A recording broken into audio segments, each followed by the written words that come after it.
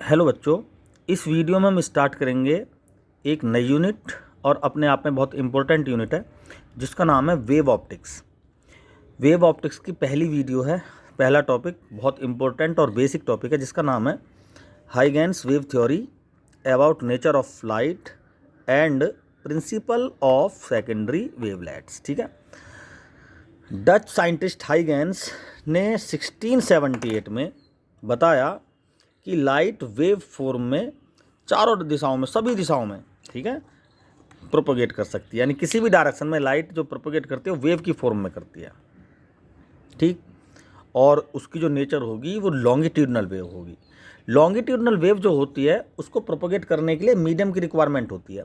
और सन से अर्थ तक जब लाइट आती है तो बीच में पड़ता है स्पेस, और स्पेस में ये माना जाता है कि कोई भी मीडियम मौजूद नहीं है, तो फिर वो लाइट अर्थ के एटमॉस्फेयर तक कैसे आई। तो साइंटिस्ट ने बताया कि सन से अर्थ के बीच में एटमॉस्फेयर के अलावा स्पेस जो होता है उसमें एक और पार्टिकल होता है। उन्होंने कल्पना की कि ये एक ईथर पार्टिकल होता है, बहुत हल्का, बहुत कम डेंसिटी का, और इस पार्टिकल से जो मीडियम बना वो मीडियम इस लाइट रे को प्रोपोगेट कराने में हेल्प करता है। ठीक है। तो पहला पॉइंट कि इन्होंने इसको एक मैकेनिकल वेव यानी लॉन्गिट्यूडनल वेव माना, और एक कॉन्सेप्ट दिया ईथर पार्टिकल के मीडियम का, जो एक यूनिवर्सल मीडियम उन्होंने बताया। हल्का मीडियम है, लेकिन बाद में जब लाइट ने पोलराइजेशन का फिनोमिना शो किया तो पता लगा कि लाइट वास्तव में लॉन्गिट्यूडनल नहीं है, वो ट्रांसफ़र नेचर रखती है। और ट्रांसफ़र वेव जो नेचर वेव होती है उसके लिए किसी मीडियम की रिक्वायरमेंट नहीं होती। तो जो उन्होंने कल्पना की थी कि भाई एक मीडियम होता है ईथर का, तो वो सब फिर वो रॉन्ग हो गया। ऐसा कोई मीडियम नहीं होता। स्पेस है, उसमें कुछ नहीं होता, बिल्कुल ब्लैंक है वो। और ऐसे ब्लैंक कंडीशन में भी ट्रांसफर वेव इजीली प्रोपोगेट कर सकती है। यानी ये ट्रांसवर्स वेव मीन्स ये एक ट्रांसवर्स वेव तो नेचर रखती है, ये साथ में क्या है, एक इलेक्ट्रोमैग्नेटिक वेव है। ठीक है। तो इलेक्ट्रोमैग्नेटिक वेव में चार्ज एक्सलेट होते रहते हैं और डी एक्सलेट होते रहते हैं, इस वजह से ये प्रोपोगेशन बिना मीडियम के भी होता रहता है इनमें। ठीक है। तो इन्होंने वेलोसिटी के लिए बताया, वेलोसिटी जो डिपेंड करती है मीडियम की इलास्टिसिटी पर डिपेंड, क्योंकि इन्होंने तो उसको लॉन्गिट्यूडनल मान रखा है, किसको, लाइट वेव को, और उसके लिए मीडियम की ज़रूरत पड़ती है। और मीडियम की इलास्टिसिटी भी शो कर दी इन्होंने कि भाई वेलोसिटी जो होती है इलास्टिसिटी और डेंसिटी पर कुछ इस तरह से डिपेंड करती है, और इलास्टिसिटी मीडियम की इतनी होनी चाहिए कि उसकी वेलोसिटी 3 × 10⁸ मीटर पर सेकेंड हो। ठीक है। तो ये था हाइगेंस का wave theory about the nature of light. अब बात करते हैं प्रिंसिपल ऑफ सेकेंडरी वेव। ठीक है। सेकेंडरी वेव के प्रिंसिपल को समझने से पहले हमें जानना होगा वेव फ्रंट के बारे में कि वेव फ्रंट क्या होता है। वेव फ्रंट, वेव का फ्रंट, अगर हम मतलब ही देखें इसके नाम से, वेव फ्रंट, अगर दो या ज़्यादा वेव लाइट की प्रोपोगेट हो रही हैं और उनका फेज सेम है, कुछ इस तरह से। ठीक है। तो किसी पर्टिकुलर पोजीशन पर अगर हम सेम डिस्टेंस कवर करने के बाद सेम फेज की कंडीशन में एक एनवलप बनाए तो इसी को हम बोलते हैं वेव फ्रंट। ठीक है। वेव फ्रंट के परपेंडिकुलर अगर हम डायरेक्शन दें तो इसी डायरेक्शन को हम रे बोलते हैं। ये वेव के प्रोपोगेशन की डायरेक्शन है। तो इस तरह से वेव फ्रंट क्या होता है, when two or more wave propagate, then when two or wave propagate in same phase, then the locus of these wave is called wave front। या हम कहें कि किसी पर्टिकुलर पोजीशन पर, सभी की सेम पोजीशन पर एक हम एनवलप बनाएं सेम फेज में, तो उस एनवलप को, उस सरफेस को, इमेजिनरी सरफेस को ही हम वेव फ्रंट बोलेंगे। और हम समझ सकते हैं इसको जैसा हमारे पास ये एक पॉइंट सोर्स है, पॉइंट सोर्स यहाँ से सभी डायरेक्शन में, अकॉर्डिंग टू हाइगेंस, सभी डायरेक्शन में लाइट वेव की फॉर्म में प्रोपोगेट करेगा। ठीक है। और मीडियम के पार्टिकल्स को भी वाइब्रेट कर देगा ये, उन्होंने भी ये भी बताया साथ में। तो अगर c वेलोसिटी से चल रही है लाइट, t टाइम में c into T distance travel करेगी, तो इतनी ही ये करेगी, इतनी ये करेगी। तो एक कॉमन पॉइंट, ये 3 पॉइंट हो गए, और एक n वाला यहाँ भी बना लो भाई। तो ये हो गया, ये भी एक वेव फ्रंट है, इसकी शेप कुछ स्पेयर टाइप है, तो इसको बोलेंगे हम स्पेरिकल वेव फ्रंट, और इसकी शेप कुछ प्लेन टाइप है, तो इसको हम प्लेन वेव फ्रंट बोलेंगे।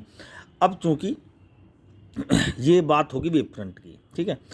अब अगर हम, ये सोर्स है, मेन सोर्स, पॉइंट सोर्स, अगर हम इससे ज़्यादा दूर जाएं तो ये वेव कुछ इस तरह से चली जाएगी, उतने टाइम पे कुछ इसके नज़दीक भी ऐसे चलेगी, कुछ इस तरह से चलेगी। तो यहाँ देखें, अगर हम और दूर जाएं तो अगर नज़दीक जाएंगे तो ये स्पेरिकल होगा इसकी शेप वेव फ्रंट की, और दूर जाएंगे तो ये ही कैसी बन जाएंगी, क्योंकि सेम इस सोर्स से ये सेम डिस्टेंस पर है तो सेम फेज में भी होंगी। और यहाँ पर अगर हम कोई एनवलप स्पेयर, एनवलप या स्पेयर ड्रॉ करें तो ये एक वेव फ्रंट बन गया, ठीक है। इसको हम प्लेन वेव फ्रंट बोलेंगे। इसके परपेंडिकुलर इमेजिनरी लाइन, इसकी रे, इसको रे बोलेंगे, है ना, जो इसके वेव की प्रोपगेशन डायरेक्शन को शो करती है, ठीक है, कि वेव इस डायरेक्शन में प्रोपगेट हो रही है। इसी तरह से एक सिलेंड्रिकल वेव फ्रंट भी होता है। तो अब तक तो हमने 2 वेव फ्रंट पढ़े, एक तो प्लेन वेव फ्रंट जो सोर्स से, पॉइंट सोर्स से दूरी पर होता है, एक स्पेरिकल वेव फ्रंट जो सोर्स से नज़दीक होता है। अगर सोर्स लीनियर है तो इसके चारों तरफ इस तरह से वेव निकलेंगे, इस तरह से,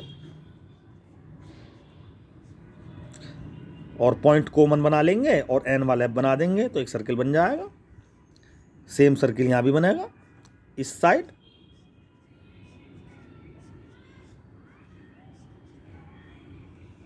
ऐसे, और ये लाइन सोर्स है तो यहाँ पे लाइट रे इस तरह से निकल सकती हैं, इस तरह से निकल सकती हैं। तो सेम पॉइंट ये भी हो गए, यहाँ पर भी ऐसे ही पॉइंट बनेंगे, ये पॉइंट बनेंगे, तो इनको भी हम मिलाएंगे, ठीक है।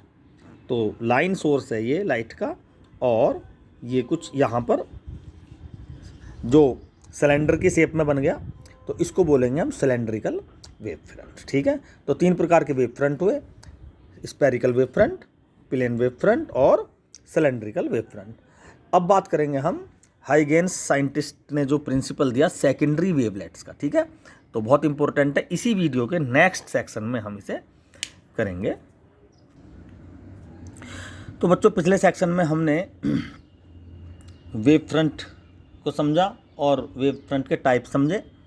अब बात करते हैं हम सेकेंडरी वेवलेट्स की थ्योरी को, ठीक है। What is the principle of secondary wavelets of Huygens. Huygens का सेकेंडरी वेवलेट्स का प्रिंसिपल क्या है।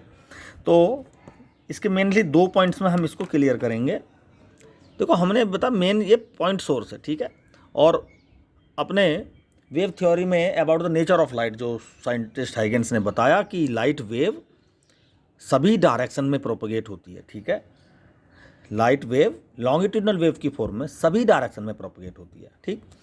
तो हमने एक फिक्स डिस्टेंस पर सेम फेज की कंडीशन में हमने एक एनवलप बनाकर एक सरफेस ड्रॉ की, इमेजिनरी सरफेस ड्रॉ की, जिसको हम वेव फ्रंट बोलते हैं। अच्छा, अब सेकेंडरी वेवलेट्स के प्रिंसिपल में साइंटिस्ट हाइगेंस ने पहला जो पॉइंट बताया वो ये बताया कि ये जो सेकेंडरी, ये जो वेव फ्रंट है, इसके हर पॉइंट पर मीडियम के पार्टिकल एक अनदर सोर्स का काम करेंगे जिसे सेकेंडरी सोर्स बोलते हैं, ठीक है। जब लाइट वेव किसी मीडियम में प्रोपोगेट करती है तो मीडियम के पार्टिकल वाइब्रेट करते हैं, और जो वहाँ पर वेव फ्रंट ड्रॉ होगा तो वेव फ्रंट का हर पॉइंट सेकेंडरी सोर्स का काम करता है, ठीक है। ये उनका पहला पॉइंट था। दूसरा पॉइंट जो था, उन्होंने बताया कि जो सेकेंडरी सोर्स हैं पॉइंट वेव फ्रंट पर, वो भी सेकेंडरी वेव्स, वो भी अपने अंदर से कुछ वेव्स निकालेंगे, ठीक है, क्योंकि वो तो सोर्स की तरह काम करेंगे। जैसे ये प्राइमरी सोर्स है, यहाँ से वेव निकल रही हैं, ऐसे ही जो वेव फ्रंट पर सेकेंडरी सोर्स हैं वो भी क्या काम करेंगे वो भी अपने अंदर से इस तरह से वेव निकालेंगे। इन्हीं वेव्स को बोलेंगे हम सेकेंडरी वेव। तो ये भी अपना एक इस तरह से स्पेरिकल वेव फ्रंट बनाएंगे, ठीक है। ये भी इस तरह से, ऐसे। अब इनका जो कॉमन पॉइंट है ये ठीक है, इनको मिला दिया हमने, दूसरे कलर से मिलाते हैं इसको, तो ये इस तरह से मिल गया ऐसे। और हमने एक एन वाला तैयार कर लिया इसका, क्लियर। ये भी क्या बन गया, मेन फ्रंट, ये वेव फ्रंट, नया वेव फ्रंट बन गया। यानी पहले पॉइंट में बताया कि जो मेन पेरेंट वेव फ्रंट होगा उस पर जो प्रत्येक पार्टिकल है, प्रत्येक पॉइंट है, उस पर जो मीडियम के पार्टिकल होंगे वो सेकेंडरी सोर्स का काम करेंगे, उनसे जो वेव निकलेंगे वो सेकेंडरी वेव होंगी।